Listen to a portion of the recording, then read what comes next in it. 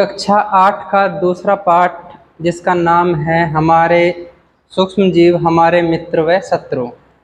इस पाठ के 4 वीडियो हम बना चुके हैं, जिसमें से लास्ट में हमने पढ़ा था वैक्सीन यानी सूक्ष्म जीवों के लाभदायक प्रभाव। वैक्सीन के बाद हम लाभदायक प्रभाव में ही आगे बढ़ते हैं और आगे अगला जो लाभदायक प्रभाव है वो है मिट्टी की उर्वरता बढ़ाना। सबसे पहले मिट्टी की उर्वरता बढ़ाना में शब्द आया उर्वरता। उर्वरता का मतलब क्या है? ये तो उर्वरता का मतलब होता है कि कोई भूमि, कोई जमीन के अंदर कितनी फसल उगाने की क्षमता है। यदि किसी जमीन के अंदर फसल बहुत अच्छी उग रही है तो हम कहेंगे कि वह भूमि, वह जमीन ज़्यादा उर्वर है, उसमें उर्वरता की क्षमता ज़्यादा है। यदि कोई ज़मीन फसल को उगाने में असमर्थ है तो हम कहेंगे कि उस ज़मीन में उर्वरता की क्षमता नहीं है, मतलब वो अनुर्वर है। दोबारा समझना, उर्वरता का मतलब होता है कि यदि कोई ज़मीन फसल या पौधे उगाने में बहुत अच्छे तरीके से समर्थ है, बहुत अच्छे तरीके से उगा सकती है, तो हम उसे कहेंगे कि भूमि उर्वर है। और यदि कोई ज़मीन के अंदर फसल नहीं उग रही है, पेड़ पौधे नहीं उग रहे हैं, तो हम कहेंगे कि वह फसल उर्वर नहीं है, उस ज़मीन के अंदर उर्वरता की क्षमता नहीं है। तो सूक्ष्म जीव कैसे भूमि की, कैसे ज़मीन की उर्वरता को बढ़ा देते हैं, किस प्रकार से पौधे के बड़े होने की क्षमता ज़मीन बढ़ा देती है, कि पौधा कितनी जल्दी बड़ा और अच्छा होगा, यह भूमि में, ज़मीन में क्षमता कैसे आ जाती है सूक्ष्म जीवों के माध्यम से। तो ध्यान देना, कुछ जीव, कुछ जीवाणु और नीले हरे शैवाल, ध्यान रखना, नीले हरे शैवाल को हम साइनोबैक्टीरिया भी कहते हैं। नीले हरे शैवाल को हम साइनोबैक्टीरिया भी कहते हैं। साइनोबैक्टीरिया या नीले हरे शैवाल ये वायुमंडल में जो नाइट्रोजन है, वायुमंडल में जो नाइट्रोजन है, नाइट्रोजन कितनी है वायुमंडल में टोटल? 78%। 78% नाइट्रोजन है। यह नाइट्रोजन जो है पेड़ पौधों के लिए बहुत ही ज़्यादा उपयोगी है।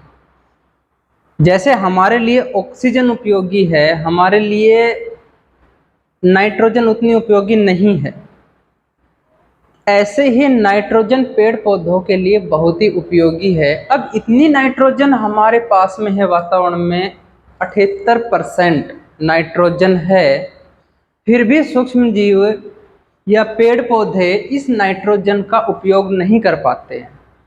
तो ये सूक्ष्म जीव क्या होते हैं? नाइट्रोजन को नाइट्रोजन के यौगिकों में बदल देते हैं। ध्यान देना, मैं क्या लाइन बोल रहा हूँ।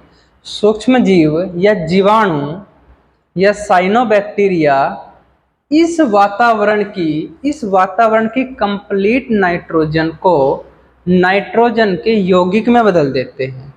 और नाइट्रोजन के यौगिक में बदलना ही नाइट्रोजन स्थिरीकरण कहलाता है। कोई पूछे नाइट्रोजन स्थिरीकरण किसे कहते हैं? वायुमंडलीय नाइट्रोजन का नाइट्रोजन के यौगिक में बदलना नाइट्रोजन स्थिरीकरण कहलाता है। और यह प्रक्रिया कुछ जीवाणु हैं, कुछ नीले हरे शैवाल है, उनके द्वारा की जाती है। तो जो जीव नाइट्रोजन स्थिरीकरण की प्रक्रिया कर रहे हैं उन्हें हम नाइट्रोजन स्थिरीकारक जीव कहते हैं। जैसे कोई जीवाणु, नीलहरित शैवाल, साइनोबैक्टीरिया, ये जो जीव है इन्हें हम कहेंगे नाइट्रोजन स्थिरीकारक जीव। ध्यान देना, दोबारा बता रहा हूँ, वायुमंडलीय नाइट्रोजन को नाइट्रोजन के यौगिक में बदलना नाइट्रोजन स्थिरीकरण कहलाता है। और नाइट्रोजन स्थिरीकरण करने वाले जीव नाइट्रोजन स्थिरीकारक जीव कहलाते हैं। कौन कौन से? जैसे नाइट्रोसोमोनास, नोस्टोक, एनाबीना, क्लोस्ट्रीडियम, ये जीवों के नाम हैं जो नाइट्रोजन स्थिरीकरण करते हैं।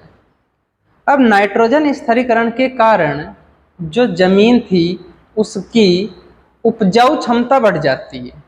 उपजाऊ क्षमता कौन सी? वह क्षमता जिसके कारण पेड़ पौधों के बड़े होने की क्षमता या फिर पेड़ पौधा का अच्छी फसल देने की क्षमता बढ़ जाती है। ओके, अब ये पाए कहाँ जाते हैं? नाइट्रोजन स्थिरीकारक जीव जो है ये मुख्यतः जो फलीदार पौधे होते हैं। फलीदार पौधे कौन से? जैसे मटर है, सेम है, ठीक है, और फलीदार पौधे ग्वार है। इनकी जड़ों में कुछ गांठें पाई जाती हैं।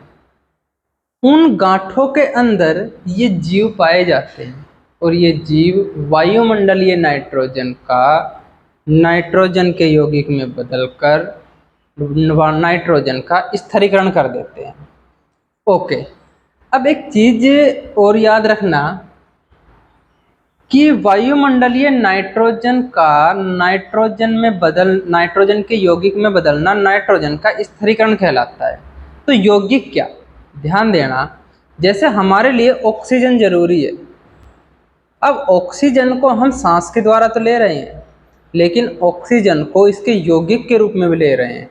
जैसे हम बात करें पानी का फॉर्मूला होता है H2O। H2O में ऑक्सीजन है तो ये ऑक्सीजन का यौगिक हो गया। जो हम ग्लूकोज ले रहे हैं, ग्लूकोज का फॉर्मूला होता है C6H12O6। इसमें भी ऑक्सीजन है तो ये ऑक्सीजन का यौगिक है।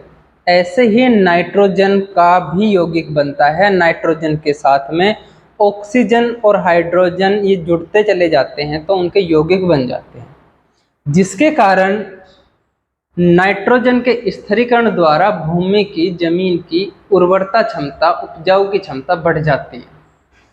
दूसरा लाभदायक प्रभाव आता है पर्यावरण का शुद्धिकरण। अब देखना, हमारे घरों में रोजाना ढेर सारा कचरा इकट्ठा होता है। कचरे में सब्जी के छिलके, फलों के छिलके, बचा हुआ आटा, बची हुई सब्जी। जब हम उनको एक गड्ढे में डाल देते हैं तो कुछ दिनों बाद उस गड्ढे के अंदर डली हुई जो भी पदार्थ की मात्रा थी वह सारी मिट्टी में परिवर्तित हो जाती है। मिट्टी में परिवर्तित होने का मतलब है कि सूक्ष्म जीवों ने उन्हें अपघटित कर दिया। तो हम कह सकते हैं कि वातावरण में जो भी दुर्गंध फैलाने वाले पदार्थ होते हैं, जो गंदे पदार्थ होते हैं, सूक्ष्म जीव उनको अपघटित करके, उनको गला के हमारे वातावरण को शुद्ध बनाने का काम करते हैं। तो आज हमने देखा कि मिट्टी की उर्वरता में कैसे वृद्धि करते हैं सूक्ष्म जीव और पर्यावरण का शुद्धिकरण कैसे करते हैं। इस प्रकार सूक्ष्म जीवों के लाभदायक प्रभाव हमारे कंप्लीट हुए। इसके बाद हम हानिकारक प्रभाव पढ़ेंगे। इसके बाद हम पढ़ने वाले